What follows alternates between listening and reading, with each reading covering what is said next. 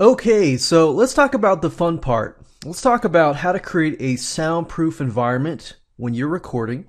We'll talk about the podcast itself, so you can get some ideas on how to create your podcast and some super easy steps. And of course, I'm going to show you how to record with Audacity. And this is Audacity right here. So let's jump right in. So earlier on, you saw this picture of this soundproof room. Now, obviously, creating a soundproof room, as you can see here, is going to cost you $2, $3, $4, $5, or even $10,000. So, ideally, most of you are not going to have that type of money to invest unless you're really, really serious about, doing drums, doing music, and things like that. And I have to admit, I don't have even one piece of this equipment in my house, but I'm able to create high quality video simply because I have the microphone, I have the editing software, and that's important. But you also need to have a way to absorb the sound. Like, for example, right now I am in a house that has hardwood floors. If you're aware of being in a hardware floor, house in a room that has nothing, just hardware floors, you know that there is an echo that is created. So you might be in a similar situation where you don't really have carpet. I will say if you have carpet, you have curtains, other things that will absorb the sound, generally speaking, your sound is going to be not as echoey. So obviously we want to get rid of that echo sound, right? So what I do is I'd recommend go to a room that has rugs, that has a bed. In fact, recording right outside in the room, in my bedroom, was actually the ideal place. Now, if you have sofas and other things like curtains that block your windows, that helps a lot in terms of absorbing the sound. Now, let's say, for example, that you do have a really noisy neighbor and you really can't get out of the noisiness. You're in an apartment and it's noisy. Then you're obviously going to have to find another solution. The last solution, which I would say is the last thing, is your car. Most people don't really think of your car as being a place that is more soundproof. Obviously, you're going to have to drive to a location that's a little bit more quieter, or you're going to have to find a friend who has a office that you could borrow that has carpet, it's quiet, and things like that.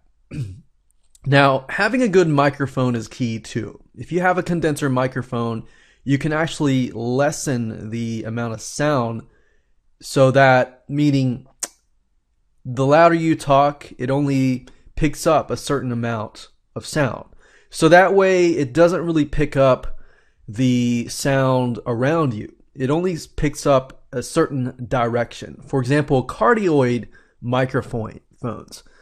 There's different types of microphones that will only pick up at a certain direction. So even if you have somebody next door to you that is annoying the crap out of you, it is loud, it's okay, because that specific microphone will only pick up certain sounds. Now, higher pitched sounds it will pick up, lower pitched sounds it may not pick as much. But that's just a great way to create a soundproof environment, is to use materials that you already have, like sofas, beds, and things like that, rugs, to absorb the sound. Now let's talk about the podcast itself, because I want to get into this. Before we actually record our podcast, I want you to understand, okay, you've done your research in video number 2, and you figured out podcasts that are similar to your niche and gotten some ideas from that. But a great way to create a podcast itself in a super fast amount of time is to think about question and answer time.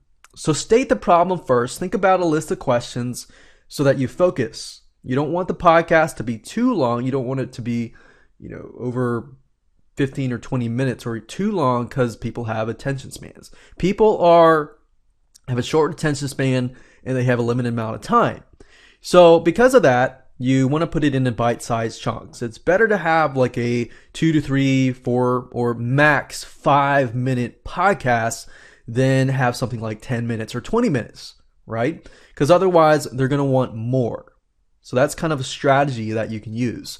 So I'd say create a list of 2 to 3 questions and state the question in a problem first in the form of a question.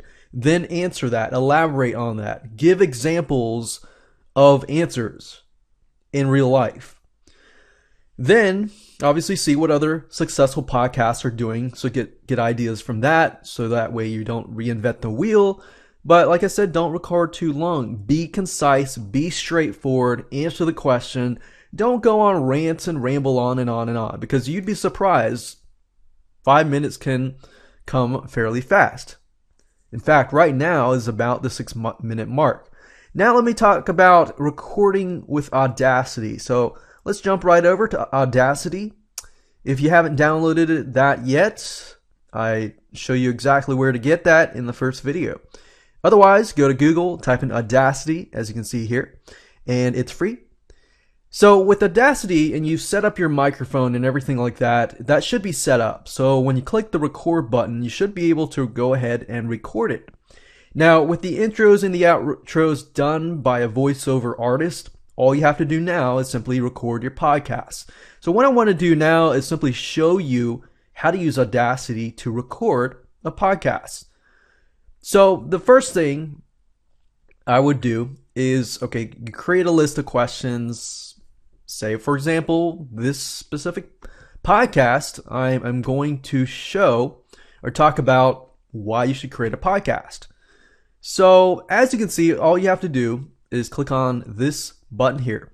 Now, before we click on that, I would highly recommend that you wait 5 seconds, because here is a strategy. When you record, always wait the first 5 seconds, because you want to record the room noise. The air conditioner's on, things like that, some sort of consistent noise. Because when you remove that noise and you basically remove it throughout the whole track, you will remove that first 5 seconds of noise. So here we go.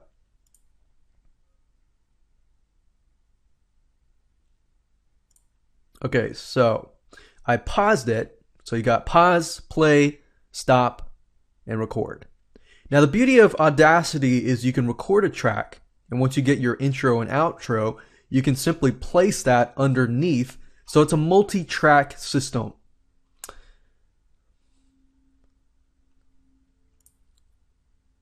So when we're done, I can click on pause.